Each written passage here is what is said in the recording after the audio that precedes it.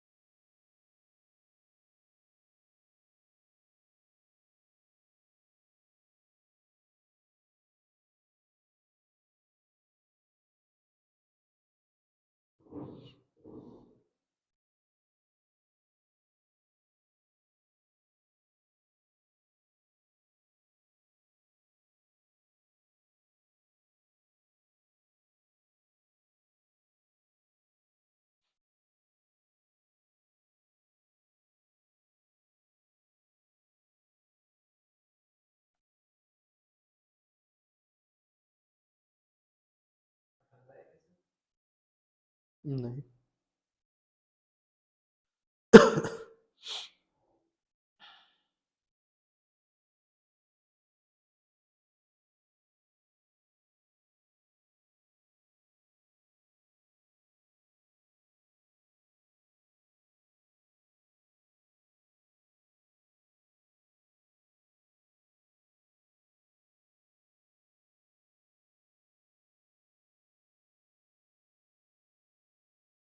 Okay. Sir मुझे सिर्फ पानी दे देते, बाकी मैं स्टार्ट करता हूँ। Okay, we are live now. तो वेलकम एंड हेलो मेरे टॉपर्स के गैंग। मैं अमिताभ देवांगन एक बार फिर से आप लोग के लिए फिजिक्स की क्लासेस ले आया हूं। तो आपको याद तो होगा कि लास्ट क्लास में मैंने भाई नया चैप्टर शुरू किया था। नया चैप्टर कौन सा था? Magnetic effect of current, Hindi में बोले तो विद्युत धारा का चुंबकीय प्रभाव। तो स्टार्ट करें क्या?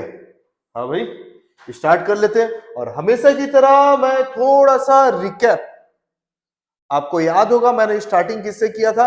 पुराने चैप्टर के कनेक्शन से। और पुराने चैप्टर के कनेक्शन देख लेते हैं। पहले चैप्टर जो था electrostatic field and charges, Hindi में बोले तो स्थिर विद्युत क्षेत्र एवं आवेश। क्या होता है यार ये? हाँ भाई, किसी आवेश के चारों ओर का वो जगह जहां पर दूसरे आवेश को लाने पर आकर्षण या फिर प्रतिकर्षण फील होता है, उस जगह को हम लोग क्या बोलते हैं? स्थिर विद्युत क्षेत्र। इंग्लिश में बोले तो space around any charge where another charge can experience attraction और repulsion is called electrostatic field और इलेक्ट्रिक फील्ड। पहला चैप्टर जो इसी चीज के बारे में था, ये क्या आ गया यार? चलिए सेकंड चैप्टर की बात कर लेते हैं, इसको प्ले में रख लेते हैं, है ना? तो अपन सेकंड चैप्टर के बारे में बात किए थे। सेकंड चैप्टर ये था कि electrostatic potential and capacitance, Hindi में बोले तो स्थिर विद्युत विभव और संधारित्र या फिर धारिता। ओके, पोटेंशियल क्या था? एक चार्ज को एक जगह से दूसरी जगह तक ले जाने के लिए जो वर्क करना पड़ता है, उस वर्क को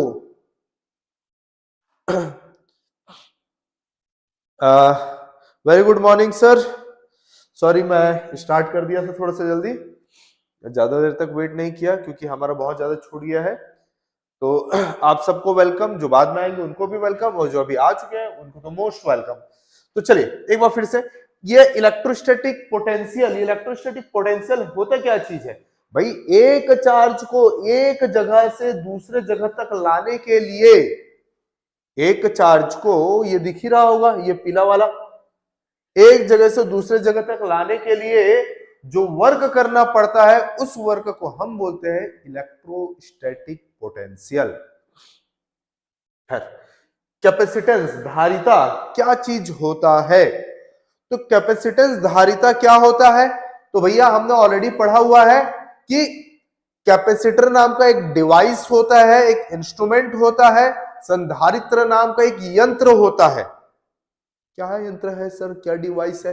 भैया ये एक ऐसा डिवाइस है जो अपने अंदर को चार्जेस, आवेशों को एनर्जी के फॉर्म में स्टोर करके रखता है, एनर्जी के फॉर्म में स्टोर करके रखता है। चलो ठीक है, आगे बढ़ जाते हैं। तो उसके बाद हमने क्या पढ़ा था? इलेक्ट्रिक करंट, विद्युत धारा। क्या था यार ये? यही सब पढ़े थे ना। मतलब कि ये क्या था? वोल्टेज यानी विभवांतर होने के कारण से चार्ज क्या करने की कोशिश कर रहा है? आगे बढ़ने की कोशिश कर रहा है, जिसको कौन रोकने की कोशिश कर रहा है? एक रेजिस्टेंस, प्रतिरोध रोकने की कोशिश कर रहा है। तो ये सब चीज हमने चैप्टर 3 में पढ़ा था। उसके अलावा हमने करंट के दो टाइप्स भी पढ़े थे, एक था एसी और एक था डीसी। बच्चों याद है ना? एक था एसी और एक था डीसी। ठीक है, एसी किस करंट को बोला जाता है? जिसमें मैग्नीट्यूड, मान टाइम के साथ में कंटिन्यूअसली चेंज होते रहते हैं। देख लो, कभी पॉजिटिव है, कभी नेगेटिव है, फिर पॉजिटिव, फिर नेगेटिव आ जाएगा, फिर पॉजिटिव, फिर नेगेटिव आ जाएगा। लेकिन डीसी की बात करूं तो भैया इसमें कोई भी चेंजेस नहीं, ये एकदम पॉजिटिव ही रहेगा। आया समझ में? अच्छा, यहां पर एक स्पेशल चीज हमें देखने को मिला था, और स्पेशल चीज क्या था कि एसी से, एसी अल्टरनेटिंग करंट से, है ना, एसी से अल्टरनेटिंग करंट से जो एनर्जी का लॉस है वो कम होता है। इसका हमारे घर पे एसी आता है, डीसी नहीं आता। क्यों ऐसा? तो भैया यहाँ पर सिर्फ हीटिंग इफेक्ट होता है। किसमें हीटिंग इफेक्ट होता है? सिर्फ उसमें प्रभाव होता है एसी में। लेकिन डीसी में बात करूं तो दो तरह के इफेक्ट होते हैं, एक तो हीटिंग इफेक्ट भी होता है और दूसरा, हाँ भाई, हीटिंग इफेक्ट के साथ में दूसरा क्या होता है? Magnetic effect. यानी कि डीसी में दिष्ट धारा में उष्मीय प्रभाव के साथ में चुंबकीय प्रभाव भी होता है। और ये जो मैंने मैग्नेटिक इफेक्ट बोला या फिर हिंदी में चुंबकीय प्रभाव बोला, इसी को अब हमें पढ़ना है। चलिए फिर पढ़ते हैं।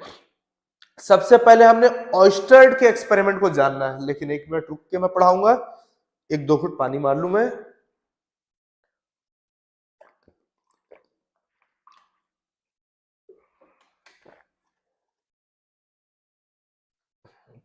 ओके, तो ऑयस्टर्ड ने क्या किया था? ऑयस्टर्ड ने ऐसे एक सेल को लिया और उससे वायर को कनेक्ट कर दिया, वायर को कनेक्ट कर दिया, और उसके पास में ये मैग्नेटिक कंपास लाया, दिशा सूचक यंत्र, है ना। और इस मैग्नेटिक कंपास का जो नीडल था वो क्या होने लग गया? ऐसा अपने ही इस तरह से मुड़ने लग गया। आया समझ में? इससे ये चीज समझ में आया कि जब किसी चालक से, जब किसी कंडक्टर से डीसी करंट बहता है तो उस कंडक्टर वरना उस चालक के चारों ओर क्या जनरेट होता है? मैग्नेटिक फील्ड जनरेट होता है। चलो प्योर हिंदी में बता दूं, जब किसी चालक से दिष्ट धारा बहता है तो उस चालक के चारों ओर चुंबकीय क्षेत्र उत्पन्न होता है। चलिए इंग्लिश में बता दूं मैं। Whenever the DC current flows through any conductor, then the magnetic field will be generated around that conductor. बच्चों ये लिखना नहीं है, ये मैं पुराना रिकैप करवा रहा हूं। इन सबको मैंने बहुत आराम से अच्छे से पढ़ाया हुआ है। आप अगर याद ना हो, आप अगर ध्यान पे ना हो, वरना अटेंड नहीं किए हो, तो फिर आप लोग जो है पुराने वाले वीडियो को देख सकते हैं। चलिए उसके बाद हमने क्या पढ़ा था? Magnetic field and field lines, यानी चुंबकीय बल रेखाएं ठीक है, तो ये चुंबकीय बल रेखा है, मैग्नेटिक फील्ड होता क्या है भैया, ये जो लाइंस आप लोग को दिख रहे हैं, है ना, इन्हीं को मैग्नेटिक फील्ड लाइंस वरना चुंबकीय बल रेखाएं बोलते हैं। इसकी खासियत क्या है, तो इसकी खासियत यह है कि अगर मैं नॉर्थ और साउथ को अलग अलग छोड़ दूं मैं तो नॉर्थ ऐसा साउथ की ओर आ जाएगा, अट्रैक्ट होकर, आकर्षित होकर, ठीक है। या फिर कोई कंपास को मैं अगर यहां पे लाऊं तो नीडल किस तरह से मूव करता है, उसी रास्ते को ये मैग्नेटिक फील्ड लाइन वरना चुंबकीय बल रेखाएं दर्शाता है। बच्चों एक चीज मैं कहना चाहूंगा, मेरे आवाज में थोड़ा सा तो वाइब्रेशन होगा क्योंकि मुझे पिछले 2-4 दिनों से तगड़ा वाला सर्दी लगा है, ठीक है। तो अगर कोई चीज आपको समझ में ना आए तो आप लोग बिल्कुल डबल मुझसे पूछ सकते हैं, ठीक है। चलिए वापस आते हैं, मैग्नेटिक फील्ड इंटेंसिटी, तो आपको याद होगा इस चीज को मैंने समझाया था, और क्या समझाया था कि भाई जब भी कोई चुंबक, कोई मैग्नेट कहीं पे रहता है तो उससे जितने दूर पर दूसरा चुंबक रहता है, दूसरा मैग्नेट रहता है, ठीक है, तो उसके बेस पे क्या होता है, अट्रैक्शन या फिर रिपल्सन, आकर्षण या फिर प्रतिकर्षण का जो बल है वो कम वरना ज्यादा हो जाता है। अब मैं क्या बता रहा हूं तो उसको थोड़ा सा लिख के बता देता हूं क्योंकि इसी के ही ऊपर हमें सारी चीजें करना है।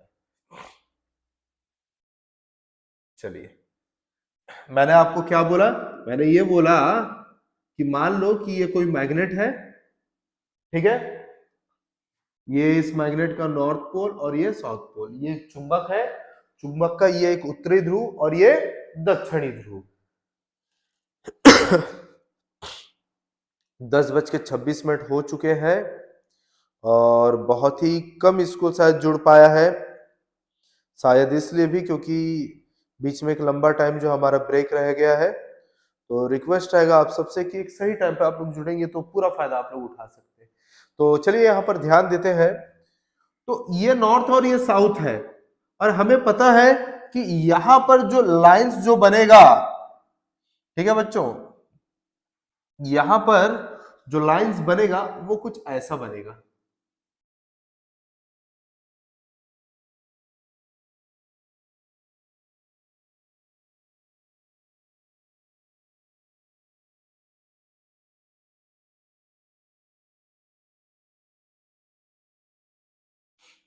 नॉर्थ से सब बाहर निकल के साउथ की ओर जाते हुए दिख रहे हैं, ऐसा है ना, ठीक है यार। तो इसमें कौन सी बड़ी बात है, बड़ी बात यह है बच्चों कि अगर मान लो कि मैं यहां पर एक लोहे को रखता हूं और यहां पर वही सेम टू सेम उसी के जैसा दूसरा लोहा रखता हूं मैं, मतलब कि फेरस मटेरियल, एक आयरन का, लोहे का मटेरियल अगर रखता हूं तो क्या लगता है, अगर ये फर्स्ट है और ये सेकंड है तो फर्स्ट और सेकंड में किसमें अट्रैक्शन फोर्स ज्यादा रहेगा, भाई जाहिर सी बात है 1 पर अट्रैक्शन फोर्स ज्यादा रहेगा, 2 पर अट्रैक्शन फोर्स कम रहेगा। आया समझ में, तो ये अट्रैक्शन फोर्स ज्यादा है कि कम है, इसी को हम लोग क्या बोलते हैं, मैग्नेटिक फील्ड इंटेंसिटी, यानी कि आकर्षण या फिर प्रतिकर्षण के तीव्रता को ही चुंबकीय क्षेत्र की तीव्रता कहते हैं।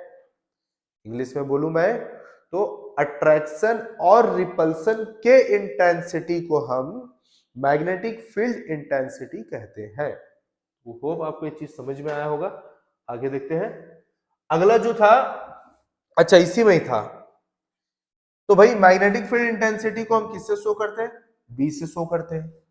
चलो ठीक है, तो बी से शो करते हैं, तो सर ये बी की वैल्यू निकालने का तरीका क्या है, तो भैया ये बी की वैल्यू निकालने के दो तरीके हैं, है ना।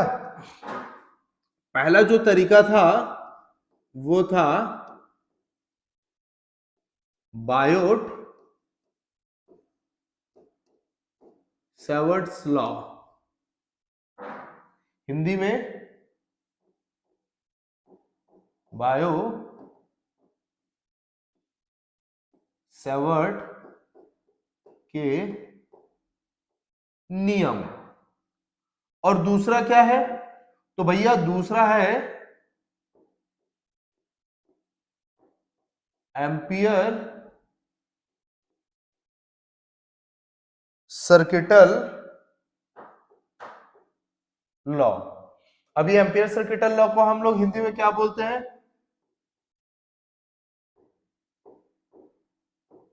एम्पियर के परिपथ के नियम।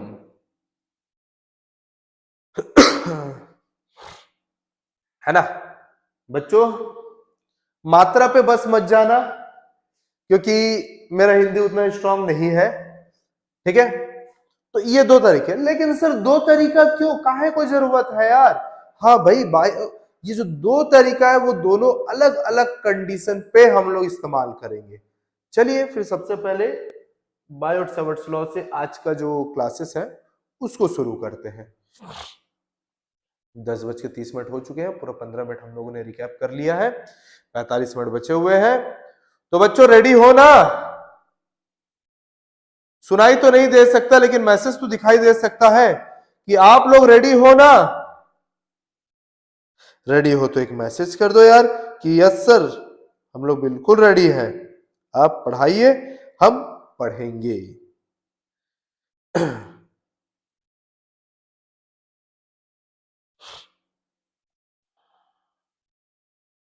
हाँ भाई, जल्दी से एक मैसेज कर दो कि आप लोग रेडी हो, तो फिर क्लास को स्टार्ट कर देते हैं। 10:31 हुआ है, 10:34 से आज का क्लास स्टार्ट करेंगे। बाकी रिकैप तो हमारा हो ही गया है।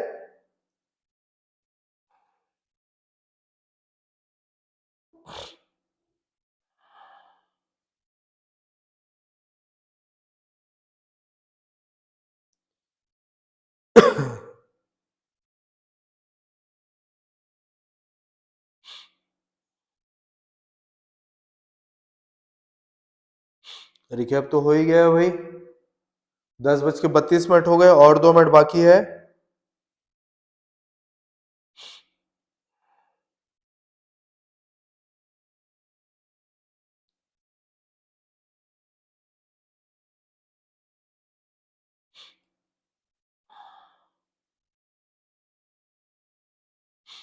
हाँ भाई जल्दी, मैसेज तो जल्दी आना चाहिए। 2 मिनट ही बाकी रह गए हैं, उसके बाद हम लोग अपना आज का क्लास स्टार्ट कर देंगे। बहुत से टीचर्स अभी जुड़ रहे हैं, एकदम सही टाइम पे जुड़ रहे हो कि हम लोग अभी क्लास स्टार्ट करने वाले थे।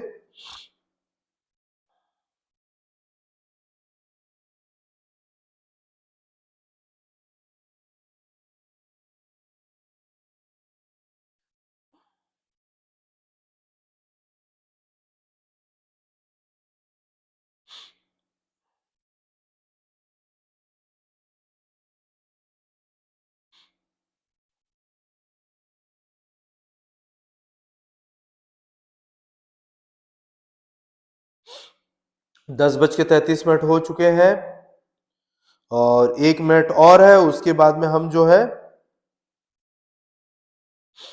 अपनी क्लास शुरू कर देंगे।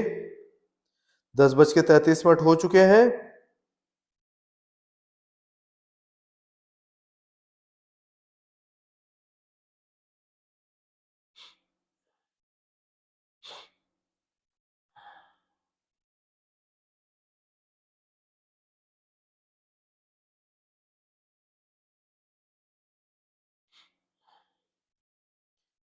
हाँ बिल्कुल, 10:34 हो चुका है और थैंक यू। मुझे बहुत सारे टीचर जो है पर्सनली मैसेज कर रहे हैं, तो एक अच्छा लगता है कि मुझे इस तरह से रिप्लाई आते हैं और पर्सनली स्पेशली आता है। चलिए मैं स्टार्ट करता हूँ फिर। आज का जो पहला जो टॉपिक हम लोग स्टार्ट करने वाले हैं, बायोट सेवर्ट्स लॉ। बायोट के सेवर्ट के नियम क्या होता, क्या चीज है यार? सबसे पहली बात तो मैं बता दूं कि ये लॉ जो है, ये लॉ जो है, ये लॉ सिर्फ magnetic field intensity find out करने के लिए इस्तेमाल होता है, और वो भी किसी एलिमेंटल लेंथ के लिए। सर कैसा शेप होना चाहिए? एक स्ट्रेट वायर के थ्रू, है ना। चलिए हिंदी में एक बार मैं समझा दूं मैं कि बायोट सेवर्ट के नियम को किसी सीधे चालक के कारण से एक छोटे से लंबाई के लिए चुंबकीय क्षेत्र की तीव्रता ज्ञात करने के लिए इस्तेमाल करते हैं। चलिए डायग्राम बना के देख लेते हैं। मान लो कि ये एक वायर है, और इस वायर पे मैं कहता हूं कि ये छोटा सा, शायद दिख भी नहीं रहा होगा, और दिख रहा होगा तो और अच्छी बात है, ये छोटे से लंबाई, ये छोटे से लेंथ, इसके लिए अगर मैग्नेटिक फील्ड मुझे फाइंड आउट करना है तो फिर मैं क्या इस्तेमाल करूंगा? तो फिर मैं इस्तेमाल करूंगा बायोट सेवर्ट लॉ। तो सर एम्पियर सर्किटल लॉ किस लिए इस्तेमाल होता है? तो एम्पियर सर्किटल लॉ किसी क्लोज्ड सरफेस से अगर करंट फ्लो होता है, किसी बंद सतह से धारा प्रवाह होता है, तो हम लोग एम्पियर सर्किटल लॉ इस्तेमाल करते हैं। तो हम लोग एम्पियर सर्किटल लॉ, एम्पियर के परिपथ के नियम को इस्तेमाल करते हैं। ये वीडियोस तो सारे सही आ रहे हैं ना? मेरे कंप्यूटर पे आज नहीं दिख रहा है।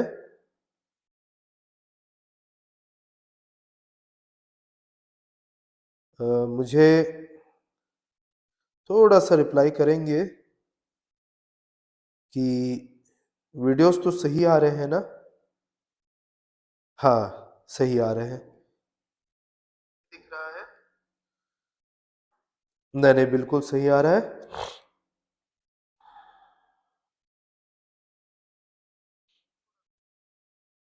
ओके। तो आपको समझ में आ गया बायोट सेवर्ट के रूल और एम्पियर सर्किटल के रूल को कहां कहां पर इस्तेमाल करेंगे, ये तो शायद आपको समझ में आ गया होगा। चलिए बायोट सेवर्ट लॉ क्या कहता है ये समझते हैं। बायोट सेवर्ट लॉ ये कहता है कि भैया जब छोटी सी लंबाई लेते हो ना, छोटा सा लेंथ लेते हो, छोटी सी लंबाई वरना छोटे से लेंथ को बच्चों डीएल से शो किया जाता है, ठीक है। तो इसके कारण से मैग्नेटिक फील्ड, चुंबकीय क्षेत्र जो जनरेट होता है वो भी छोटा सा होता है। आया क्या समझ में?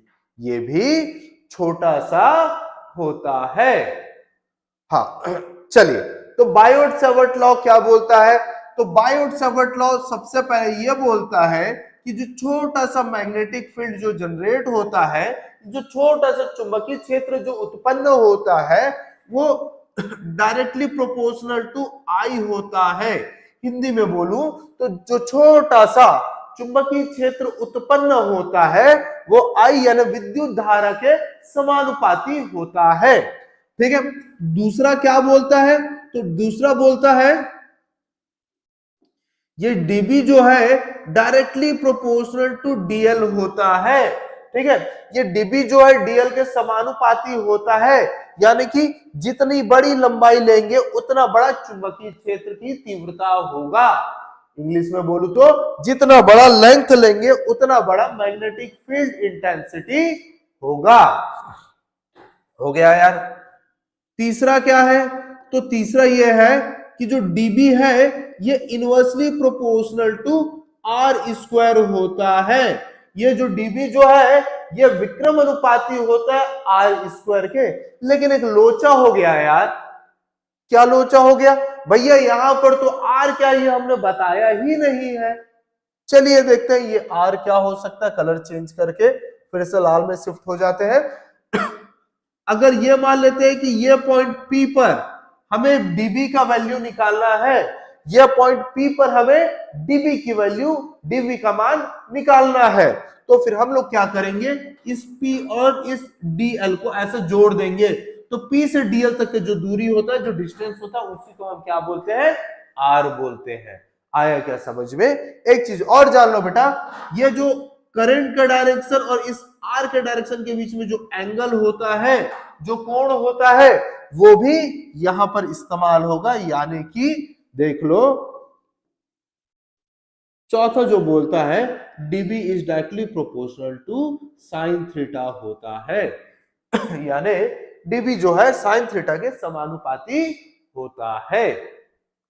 होप आपको ये चीज समझ में आया होगा कि बायोट-सैवर्ट के नियम मतलब बायोट-सैवर्ट का रूल क्या कहता है। चलिए चलो क्लियर हो गया।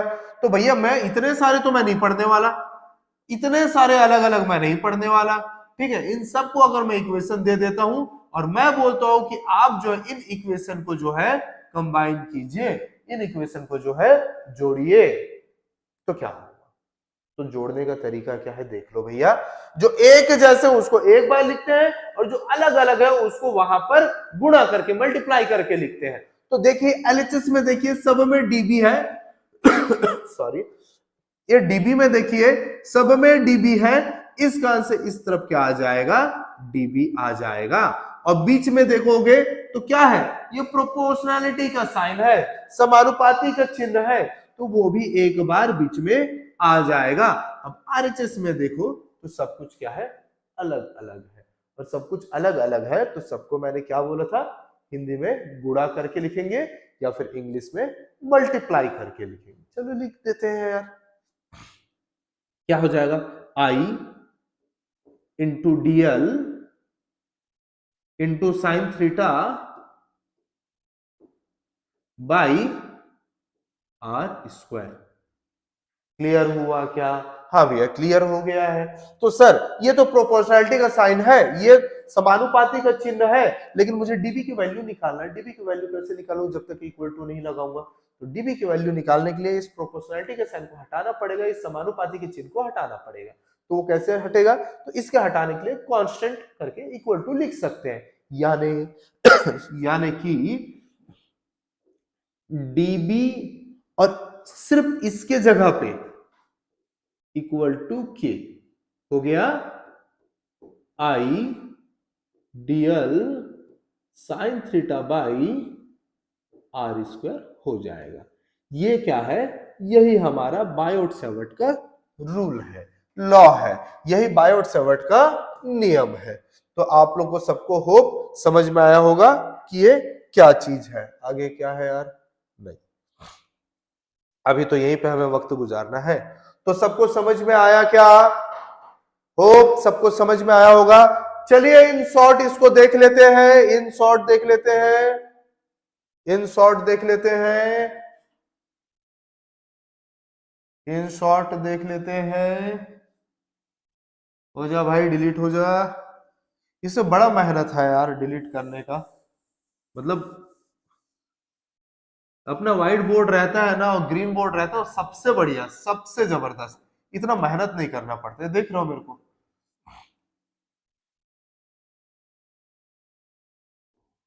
जा यार, चले जाओ आप भी, चले जाओ, चले जाओ, चले जाओ, चले जाओ,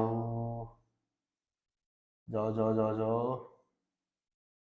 ये बहुत दिक्कत वाला है। ओके एक ये भी है, चलो ठीक, ये तो अपने को हो गया यार।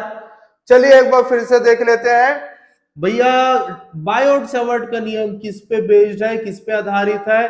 कि बायोट-सैवर्ट का नियम सीधा ये कहता है कि भैया जब कोई स्ट्रेट कंडक्टर से करंट फ्लो होता है, तो स्ट्रेट कंडक्टर से करंट फ्लो होता है, तो उस करंट के फ्लो होने के कारण से मैं मैग्नेटिक फील्ड बायोट-सैवर्ट लॉ के द्वारा निकाल सकता हूं। आया क्या समझ में? हिंदी में बोल दूं मैं कि जब एक सीधी चालक से विद्युत धारा प्रवाहित होता है, तो उस सीधी चालक से विद्युत धारा प्रवाह होता है, तो उस धारा के कारण से चुंबकीय क्षेत्र की तीव्रता क्या होगा, इसको हम लोग बायोट-सैवर्ट के रूल से फाइंड आउट कर सकते हैं। तो चलिए यहां पर एक छोटा सा लेंथ अगर मैं डीएल ले लेता हूं और एक पॉइंट ले लेता हूं जहां पर मुझे मैग्नेटिक फील्ड निकालना है, तो इन दोनों बीच के डिस्टेंस को मैं आर बोल देता हूं और यहां पर एंगल थीटा बोल दे रहा हूं। तो मैं बायोट-सैवर्ट के रूल, बायोट-सैवर्ट के लॉ, बायोट-सैवर्ट के नियम को क्या लिख सकता हूं? मैं लिख सकता हूं कि I D L sine theta by r square चलो बच्चों जल्दी से मेरे साथ में बोलो k I dl sine theta by r square, dB equals to k I dl sine theta by r square. बोले क्या बच्चों? टीचर्स प्लीज ध्यान दीजिएगा, बच्चे मेरे साथ में रिपीट करें, एक बार फिर से बोलो बच्चों, dB equals to k I dl sine theta by r square. एक बार और बोल दो, क्या होगा? DB equals to k I dl sine theta by r square. चलो ये चीज तो पढ़ लिया है सर, आपने बहुत अच्छे से बता दिया I dl sine theta by r square क्या होता है, ठीक है, लेकिन के क्या होता है ये नहीं बताया। चलिए देखते हैं के क्या होता है, लेकिन उससे पहले किसका क्या क्या यूनिट होता है, ऐसा यूनिट क्या होता है, ऐसा ही मात्रक क्या होता है, इसे देखते हैं। चलो ये जो डीबी है ना, इसका ऐसा यूनिट या तो टेस्ला होगा और टेस्ला ही वेबर पर मीटर स्क्वायर होता है।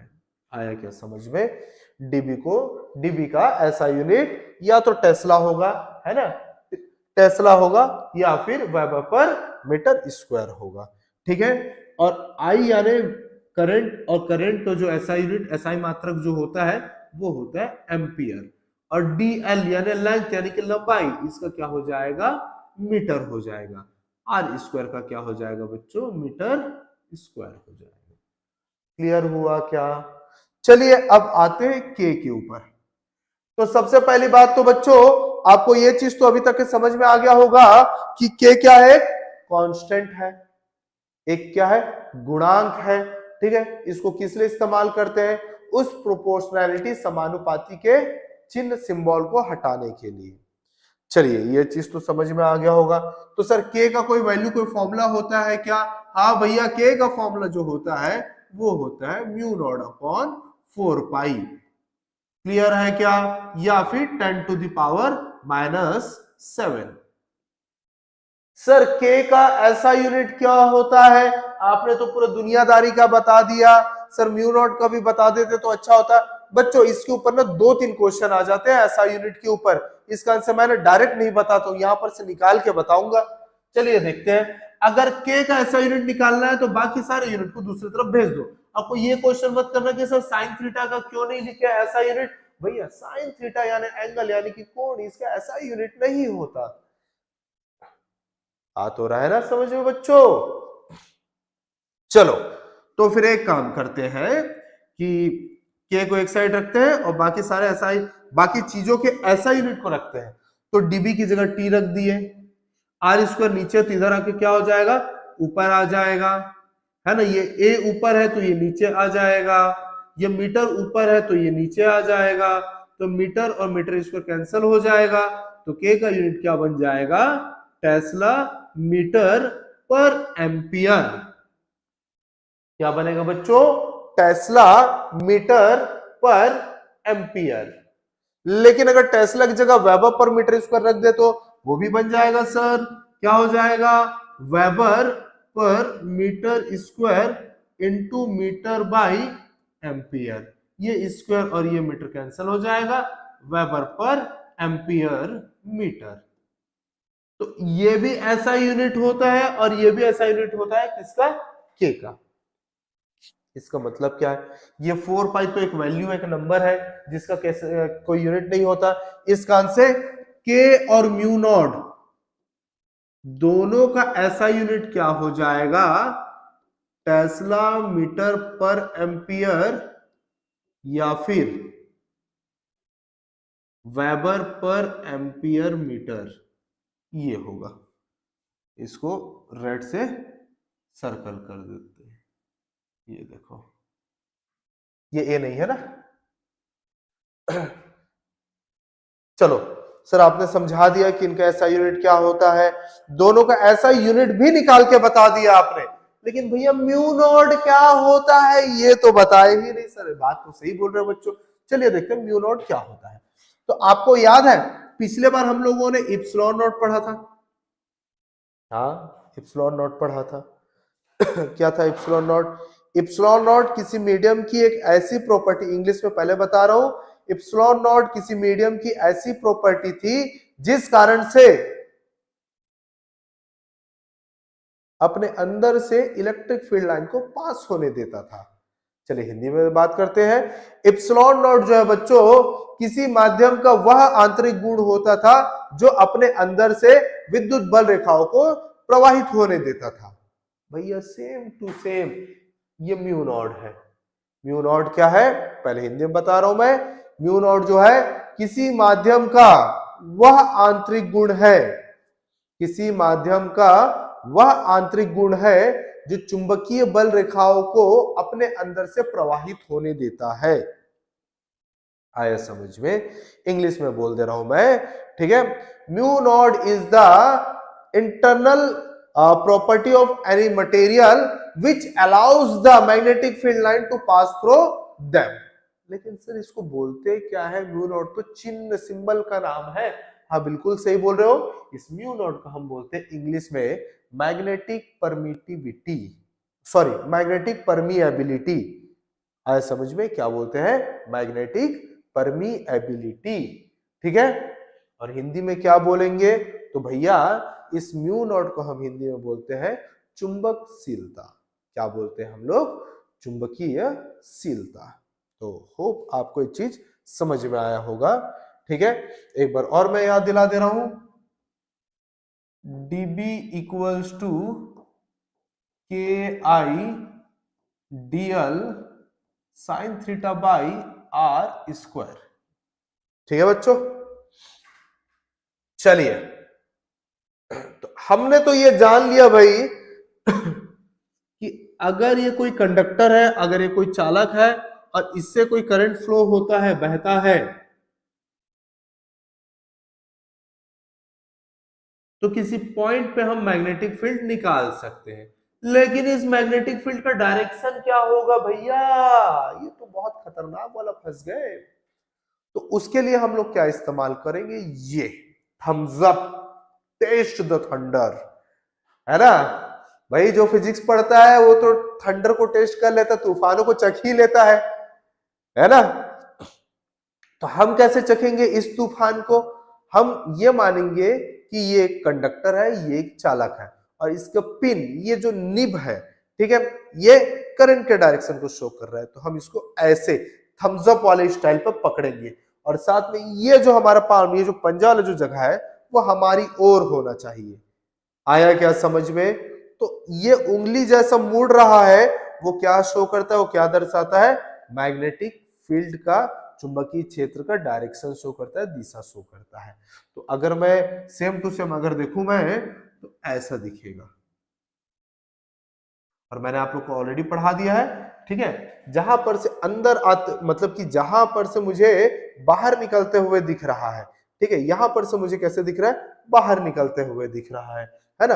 ये देखो मैं ऐसा पकड़ा हुआ हूं, तो यहां पर से मुझे कैसे दिख रहा है? ये यहां पर से उंगली कैसा रहेगा? ऐसा। ये देखो ये बाहर निकल रहा है। तो जिस पॉइंट पे उंगली बाहर निकलते हुए दिखता है वो होता है नॉर्थ पोल, यानी उत्तरी ध्रुव। और जिस पॉइंट पे ये मैग्नेटिक फील्ड अंदर जाते हुए दिखता है वो होता है साउथ पोल, यानी दक्षिणी ध्रुव। तो होप आपको डायरेक्शन कैसे फाइंड आउट करना है ये समझ में आ गया होगा। चलिए एक बार देख लेते हैं कि कितने लोग कनेक्ट हो गए हैं। मैं एक बार फिर से यही बोलना चाहूंगा कि इनकन्वीनियंस रिग्रेटेड है, क्योंकि आज मुझे सर्दी एकदम तगड़ा वाला लगा हुआ है। न्यू ईयर ने स्पेशल मुझे सर्दी गिफ्ट किया है, ठीक है। तो अभी मैं आउट ऑफ कंट्रोल हूं मैं सर्दी के लिए, कि मेरी सर्दी कंट्रोल नहीं है। हमारा लाइव टेलीकास्ट 1 मिनट में फिर से हम लोग क्लास को स्टार्ट करेंगे।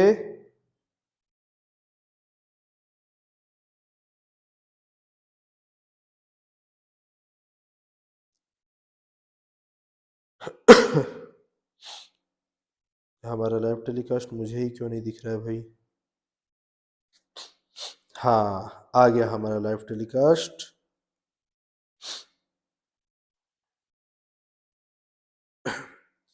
अच्छा हमने 40 मिनट पहले स्टार्ट किया है इस क्लास को।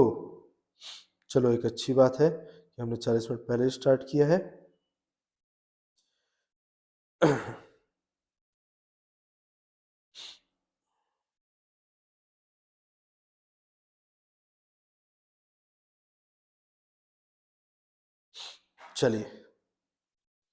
तो वापस आते हैं, come back to the topic. ठीक है, हमने देख लिया भैया डायरेक्शन कैसे, थम्स अप, टेल्स, थंडर से हम लोग फाइंड आउट कर लेंगे। ठीक है, इसको इंग्लिश में राइट हैंड थंब रूल बोला जाता है, और हिंदी में थोड़ा सा सोचना पड़ेगा, रुक के बताऊंगा मैं। चलिए, तो आगे बढ़ते हैं अगले टॉपिक की ओर। ये थोड़ा सा गलत लिखा है, ये जो है ना, ये बायोट सेवर्ट लॉ के पीछे क्या कारण है वो नहीं है। ये जो है ऑयस्टर्स के एक्सपेरिमेंट के पीछे क्या कंसेप्ट था, तो भैया ऑयस्टर के कंसेप्ट के पीछे ये कंसेप्ट था कि ये एक क्या है, बैटरी है। इस बैटरी से अगर वायर कनेक्ट कर देंगे तो इस वायर के चारों ओर क्या जनरेट हो जाएगा, मैग्नेटिक फील्ड जनरेट हो जाएगा। और जब मैग्नेटिक फील्ड जनरेट होगा और इसके आसपास अगर हम लोग कोई कंपास लेके आते हैं तो ये कंपास, हाँ भैया, इसके अंदर जो नीडल लगा हुआ है वो क्या करेगा, वो मुड़ने लगेगा। बस यही था हमारा ऑयस्टर के एक्सपेरिमेंट। ठीक है, तो चलिए बायोट सेवर्ट लॉ का पहला एप्लीकेशन देखेंगे, है ना। बायोट सेवर्ट के नियम का पहला अनुप्रयोग देखेंगे, और पहला एप्लीकेशन वरना पहला अनुप्रयोग क्या रहेगा, तो देख लो। अगर हम ये मान लेते हैं, अगर हम ये मान लेते हैं कि ये कोई कॉइल है, ये कोई कुंडली है, ठीक है, और अगर इस कॉइल से जो है आई करंट फ्लो हो रहा है। अच्छा, एक अच्छा चीज हमें इससे पीला दिखाएगा और इससे, अच्छा इससे चेंज करना था हमें, रेड लिखाएगा। हो रहा है क्या, नहीं, बहुत बढ़िया। चलिए, कोई बात नहीं। तो इससे क्या फ्लो होगा, क्या बहेगा, करंट बहेगा। आओ भाई, करंट बहेगा, तो फिर इसमें क्या स्पेशल है सर, तो इसमें स्पेशल ये है कि इसके सेंटर पे, इसके केंद्र पर हमें बी की वैल्यू निकालने बोलेगा। बी यानी जिसके लिए हम लोग इतने देर से पढ़ाई कर रहे थे, बी यानी इंग्लिश में बोलते हैं मैग्नेटिक फील्ड इंटेंसिटी, हिंदी में बोलेंगे चुंबकीय क्षेत्र की तीव्रता। आया क्या समझ में बच्चों, एकदम ध्यान से देखना। मैं सिर्फ 3 लाइन पे ही इस डेरिवेशन को कंप्लीट कराऊंगा मैं। ठीक है, क्या था यार हमारा, अगर बायोट सेवर्ट लॉ का एप्लीकेशन है तो dB इक्वल्स टू हम लिखेंगे k I D L sine theta by R का स्क्वायर। अब ये क्या है सर, इसमें कहा है ये सारे चीजें, चलिए देखते हैं इसमें कहा है ये चीजें। करंट आई दिख गया, अब मैं काम करता हूं यहां पर डीएल, एक छोटा सा इसका लेंथ ले लेता हूं डीएल। ठीक है, इससे यहां तक की दूरी आर हो जाएगा। आया क्या समझ में, और इस डीएल और आर के बीच का जो एंगल होगा, जो कि अभी जो है 90 डिग्री है, वो क्या हो जाएगा, थीटा हो जाएगा। अच्छा, अगर थीटा 90 डिग्री है तो साइन थीटा साइन 90 हो जाएगा, जिसकी वैल्यू क्या होती है 1। इसकी वैल्यू क्या होती है 1। ठीक है, तो ये तो है ही नहीं। चलिए, टोटल के लिए मैं क्या कर दूंगा, इंटीग्रेशन कर दूंगा। ठीक है, चलिए मैं ऐसा मानता हूं। अच्छा, अब इंटीग्रेशन, इसका ना कंसेप्ट ना कई बच्चों को ना ऊपर नीचे लगता है, और स्पेशली ना कौन सा कंसेप्ट ऊपर नीचे लगता है पता है, इसमें स्पेशली जो लिमिट लेते हैं वो कंसेप्ट ऊपर नीचे लगता है। चलिए मैं आपको बताता हूं कि इसमें लिमिट लिया कैसे जाता है। पहली बात तो ये बता दूं कि जब हम ऐसा चिन्ह बनाते हैं, ऐसा सिंबल बनाते हैं, तो यहां पर जो लिखते हैं इसको लोअर लिमिट बोलते हैं, और यहां पर जो लिखते हैं इसको, समझ गए होगे आप लोग, क्या बोलते हैं, अपर लिमिट बोलते हैं। आया क्या समझ में, इसको क्या बोलते हैं, अपर लिमिट बोलते हैं। चलिए, तो यहां पर किसका लिमिट रखाएगा, तो भैया जैसे dx है, dy है, dz है, तो इन्हीं का लिमिट लिखाएगा। आया समझ में, dx का लिमिट तो यहां पर तो डीबी है तो डीबी का लिमिट लिखाएगा, ठीक है। और इस तरफ देखो डीएल है तो डीएल का लिमिट रखाएगा। चलिए देखते हैं, पहले अगर मान लेते हैं कि कोई लंबाई है ही नहीं, कोई लंबाई है ही नहीं, तो डीएल क्या हो जाएगा, डीएल का लोअर लिमिट 0 हो जाएगा, ठीक है। अब जब लंबाई है ही नहीं तो चुंबकीय क्षेत्र मैग्नेटिक फील्ड भी नहीं रहेगा, है ना भैया। कोई लंबाई है ही नहीं तो कोई लंबाई से करंट भी फ्लो नहीं हुआ, और जब करंट ही नहीं बहा तो क्या मैग्नेटिक फील्ड रहेगा, चुंबकीय क्षेत्र रहेगा, नहीं रहेगा। इस कारण से इन दोनों में लोअर लिमिट क्या चढ़ गया, 0 चढ़ गया। अब अपर लिमिट की बात करते हैं, ठीक है। अपर लिमिट तो भैया, तो ये पूरा लेंथ जो है ये इसका अपर लिमिट हो जाएगा। यानी कि अगर मैं यहां पर से लेना शुरू किया हूं तो एक बार गोल के वापस गोल घूम के वापस यहां तक आ जाता है, तो इसको हम क्या बोलेंगे, अपर लिमिट बोलेंगे। और ध्यान से सुनो और याद करो, बचपन में हमने पढ़ा हुआ है कि जो भी ऐसा गोल सा चीज होता है और इस बाउंड्री की लंबाई को, इस बाउंड्री के लेंथ को अगर हम लोग कैलकुलेट करते हैं, मेजर करते हैं, नापते हैं तो इसको हम बोलते हैं सरकमफ्रेंस, परिधि। आया समझ में। और एक सर्कल के लिए सरकमफ्रेंस, पेरीमीटर या फिर परिधि जो होता है वो होता है 2 पाई r, जब r इसका रेडियस होगा। बच्चों इसको एकदम रट के रखे रहना है, बहुत सारी जगह पे इस्तेमाल होता है, मैं पहले भी इस्तेमाल कर चुका हूं और आगे भी बहुत सारी जगह इस्तेमाल करूंगा। तो अपर लिमिट क्या हो जाएगा बच्चों, 2 पाई r हो जाएगा। तो भैया मैं बोलता हूं कि ये पूरी लंबाई के लिए मैग्नेटिक फील्ड मैंने B सेलेक्ट किया था, तो भैया बी का अपर लिमिट क्या हो जाएगा, B हो जाएगा। तो क्या अपर लिमिट लोअर लिमिट कैसे रखते हैं, आपको समझ में शायद आ गया होगा। और जिसको समझ में नहीं आया होगा भैया मैसेज कर देना, बच्चों मैसेज कर देना, मैंने बहुत सारे एग्जांपल लेके मैं आप लोग को एक्सप्लेन करूंगा मैं, ठीक है। चलिए, तो डीबी का इंटीग्रेशन होगा तो बी हो जाएगा, पहले अपर लिमिट रखेंगे, जैसे कि डीबी का इंटीग्रेशन है ना 0 से बी, तो डीबी का इंटीग्रेशन क्या हो जाएगा, बी हो जाएगा। इस तरह से लिखते हैं और इधर लोअर लिमिट इधर अपर लिमिट रखते हैं, फिर इस बी की जगह अपर लिमिट माइनस करके बी की जगह पे लोअर लिमिट, यानी कि क्या आ जाएगा, बी आ जाएगा। तो इस तरह से हम लोग सारी चीजें करते हैं। चलिए इसको रब कर देते हैं। हमारे पढ़ने पढ़ाने के प्रक्रिया में, पूरे प्रोसेस में यही सबसे हार्ड काम है। चलिए तो ये डीबी का इंटीग्रेशन जो भी होगा इसका आंसर तो बी ही आएगा, ठीक है। अच्छा, के तो कांस्टेंट है भैया, आई तो कांस्टेंट है ना, साइन थीटा की वैल्यू 1 हो गया, आर स्क्वायर भी कांस्टेंट है। भाई मैंने तो आप लोगों को पहले ही बताया था कि कांस्टेंट होता है जिसकी वैल्यू 4 पाई म्यू नॉट अपॉन 4 पाई होता है या फिर 10 टू द पावर -7 होता है, ठीक है। तो चलो ठीक है यार, तो ये हो जाएगा। तो इंटीग्रेशन में क्या बचेगा, इंटीग्रेशन में dl बचेगा, जिसको 0 से 2 पाई r हो जाएगा। तो फिर से याद है, इंटीग्रेशन ऑफ dl का मतलब होता है l, तो पहले अपर लिमिट का पुट करेंगे, ठीक है। ये देख लो, इंटीग्रेशन ऑफ dl 0 से 2 पाई r, तो dl के जगह पे l आएगा इंटीग्रेशन करने के बाद में, और ये 0 से 2 पाई r, l के जगह पे पहले 2 पाई r फिर माइनस करके 0, यानी कि इसका आंसर क्या आ जाएगा बच्चों, 2 पाई r। आया समझ में। फिर से हमें मेहनत करना पड़ेगा, इसको मिटाना पड़ेगा।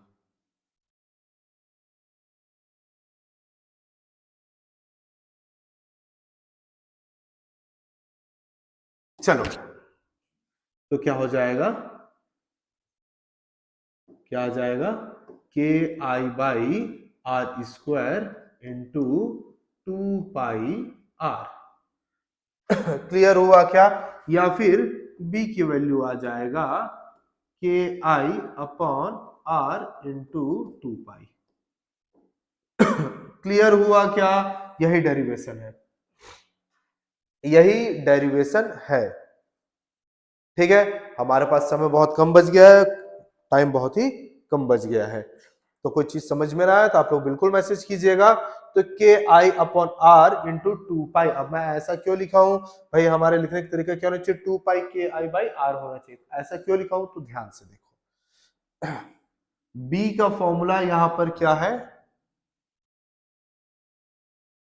पीला से लिखेंगे, बी का फॉर्मूला यहां पर क्या है, के आई अपॉन आर इंटू, ध्यान देने वाला चीज, ध्यान देना, ये पूरे सर्कल एक वृत्ताकार के लिए लिए थे भैया। एक सर्कल और वृत्ताकार में टोटल एंगल कितना हो जाता है? 360 डिग्री, जिसे 2 पाई बोलते हैं।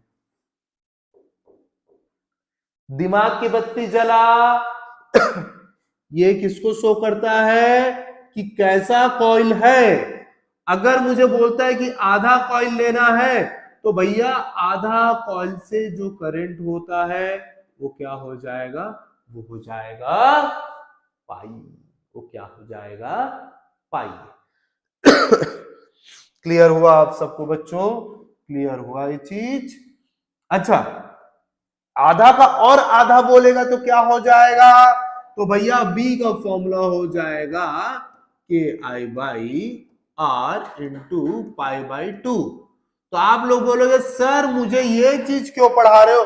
भैया इतना पढ़ लिए ना, इतना पढ़ लिए ना, तो ये आपका सीजी बोर्ड का जो भी एग्जाम आएगा वो कवर हो चुका है ना। और अगर इसके बाद में ये 3 ऐसे चीजें एक्स्ट्रा पढ़ लिए ना, थोड़ा सा दिमाग लगा लिए ना, तो आपका नीट और जेई भी कवर हो चुका है। कवर हो चुका है। इस कारण से मैं ऐसा पढ़ा रहा हूं। अभी जब मैं अगले क्लास में इसके न्यूमेरिकल्स करवाऊंगा ना, तो आपको ये चीजें एकदम स्पष्ट रूप से कंप्लीटली आपको समझ में आएगा कि भैया हाँ ये ऐसा लिखना एक अच्छा फायदा है। चलिए जल्दी से इसको नोट कर लीजिए बच्चों। 2 मिनट का समय दे रहा हूं, 2 से 3 मिनट का टाइम हुआ है हमारा। 10:06, 11:06। मैं 11:09 पे इसको रब कर दूंगा मैं। चलिए जल्दी से नोट कीजिए।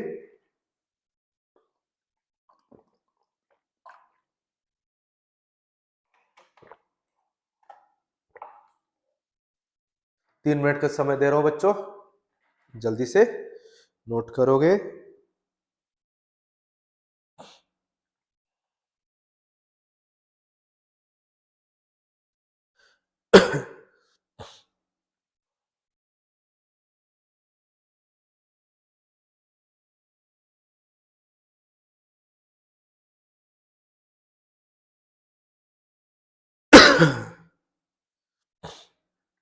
जल्दी से नोट करोगे।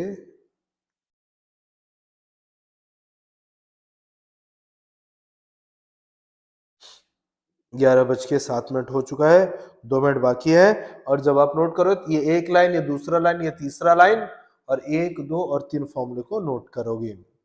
जल्दी करोगे। ऐसे तो मैं आप लोग को मैं बता दूं मैं कि मैंने पूरे मटेरियल का पीडीएफ बना दिया है, जो कि आप लोग तक पहुंच जाएगा। टीचर्स प्लीज कनेक्ट होना शुरू कीजिए हम लोग से। चलिए 11:07 ही हुए हैं, 2 मिनट और बाकी है। पूरे 2 मिनट पे मैं आप लोगों को समय दे रहा हूं।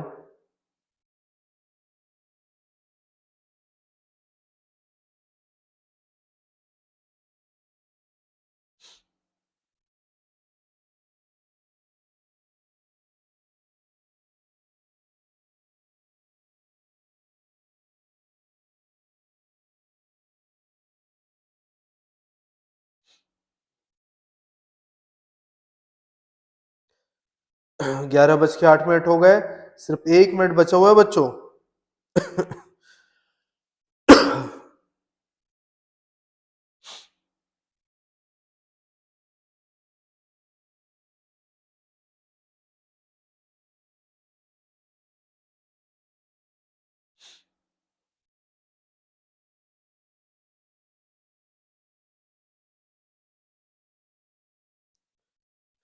पूरे 2 से नहीं 5 से 7 मिनट बचा होगा 11:09 होने के लिए। तो 11:09 पे हम लोग इसको हटा देंगे।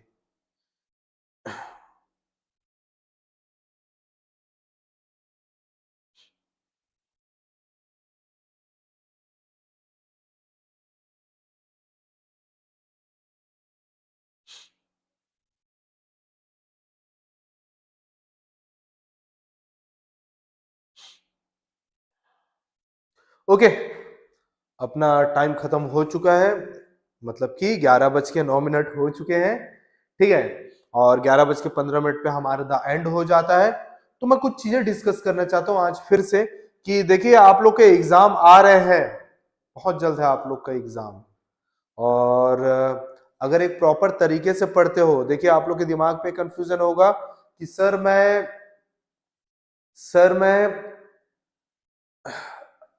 ये नीट और जेई की अभी तैयारी करूंगा तो 12th की तैयारी कब करूंगा।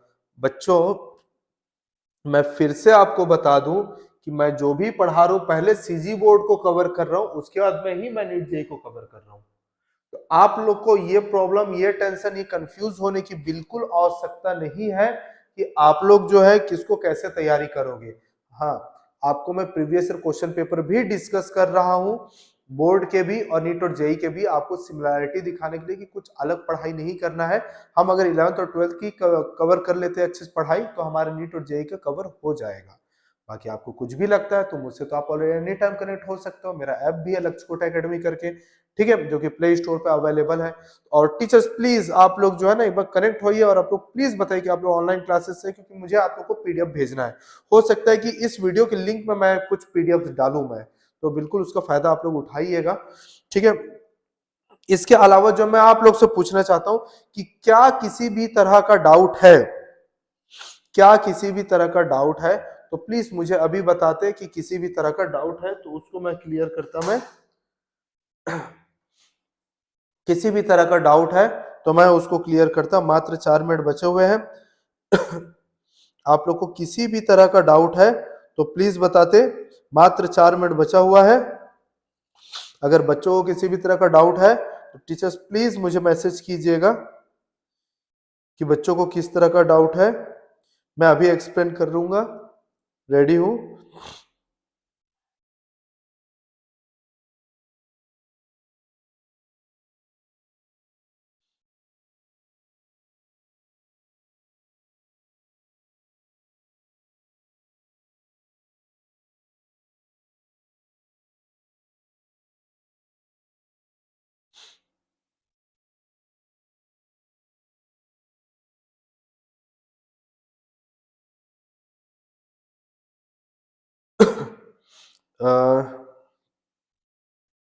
तो मुझे नहीं लग रहा है कि किसी भी तरह का डाउट है आप लोगों को। तो अब हमारा समय जो है विदा लेने का हो चला है। हाँ, अब हमारा समय जो एक विदा लेने का हो चला है। तो मिलते हैं बहुत जल्द बच्चों। Teachers thank you very much कि आप लोग इतना कोऑपरेट करते हैं, बच्चों को इस तरह से कंट्रोल करके बैठते हैं। मिलते हैं नेक्स्ट क्लास में बच्चों। नेक्स्ट क्लास में हम लोग जो है इसके एक और डेरिवेशन साथ में न्यूमेरिकल करेंगे। मिलते हैं बहुत जल्द, तब तक आप लोग पढ़ाई करते रहिए।